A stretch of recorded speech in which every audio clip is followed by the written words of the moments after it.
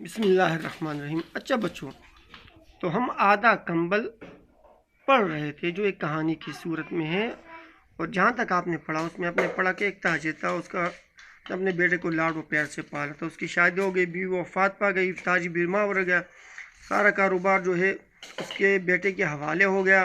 اب بجائے یہ کہ باپ کے بیمار ہونے پر وہ اس کی خدمت کرتا، اس کا خیال رکھتا، تو صورتحال جو ہے وہ بدلی ہوئی ہے۔ بجائے خیال رکھنے کے وہ اس سے لاپرواہی برت رہا ہے۔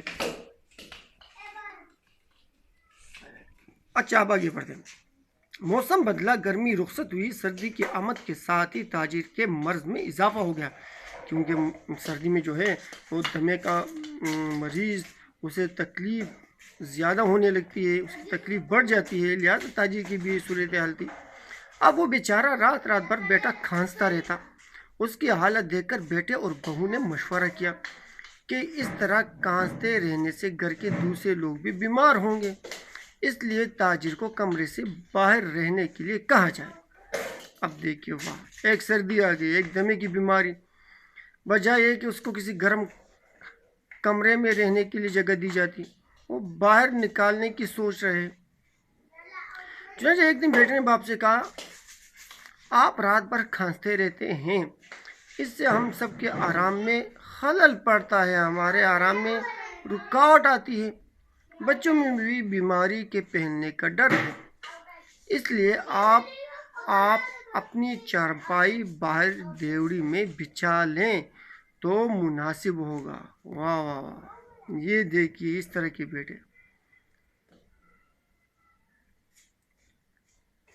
بیٹے کے اس رویے اور گفتگو سے باپ کو تو بہت زیادہ دکھ ہوا، کیونکہ وہ تو اپنے بیٹے سے اس حد تک جانے کی توقع نہیں رکھتا تھا۔ لاپرواہی سب کچھ اپنی جگہ، لیکن اس حد تک لاپرواہی، لیکن بیچارہ کیا کر سکتا تھا؟ اس بڑھاپے میں بیچارہ خود کیا کر سکتا تھا؟ چار و ناچار مجبوراً وہ اپنی چارپائی دیوڑی میں کھینچ لایا۔ شام ہوئی تو سردی بڑھ گئی۔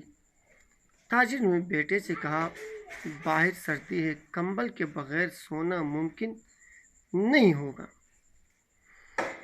یہ بات سن کر نوجوان نے اپنے بیٹے سے کہا، جاؤ دادا کے لیے گودام سے پرانا کمبل اٹھا لاؤ۔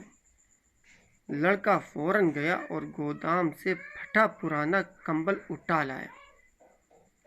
کمبل اپنے دادا کو دیتے ہوئے لڑکے نے کہا،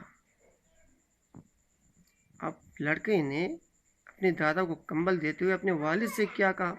غور سے سنو، سننے کی بات ہے۔ دادا جان، یہ لے کمبل، لیکن اس میں سے آدھا پاڑ کر مجھے دے اور آدھا آپ اپنے لیے رکھ لے۔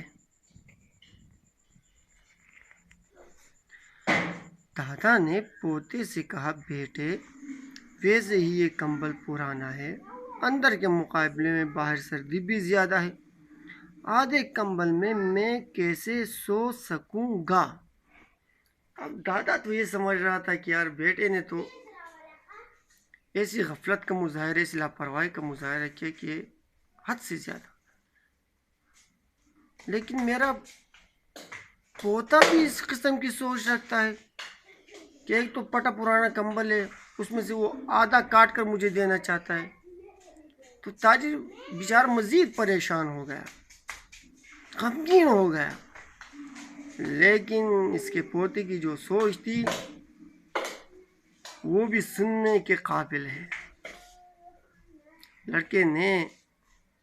لڑکے کے باپ نے بھی یہ بات سن کر کہا، بیٹا، تم آدھا کمبل لے کر کیا کرو گے؟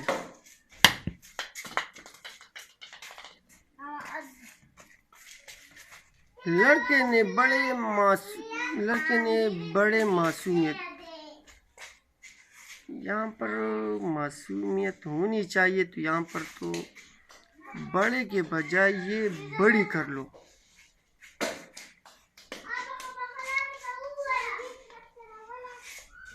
بڑے یہاں پر بیٹا غلط ہے، یہاں پر بڑی کر لو، کیونکہ معصومیت یہ مؤنث ہے تو لہٰذا اس کے ساتھ جتنے فعل آئیں گے وہ بھی مؤنث سے آئیں گے. تو یہاں پر ہم اس طرح کرتے ہیں کہ اس بڑے کو زیادہ بڑی کر لیتے ہیں.